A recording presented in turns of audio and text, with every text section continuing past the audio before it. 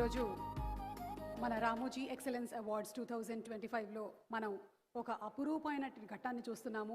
అటు ఆంధ్రప్రదేశ్ ముఖ్యమంత్రి వర్యులు శ్రీ నారా చంద్రబాబు నాయుడు గారు, అలాగే మన తెలంగాణ గౌరవనీయ ముఖ్యమంత్రి వర్యులారు శ్రీ రేవంత్ రెడ్డి గారు ఇరువురు ఇవాల్టి కార్యక్రమానికి రావటం మాకెంతో ఆనందాన్ని కలిగిస్తోంది. అలాగే మిగిలిన అతిరథ మహారథులందరికీ కూడా మరొకసారి సాదర స్వాగతం పలుకుతున్నాము.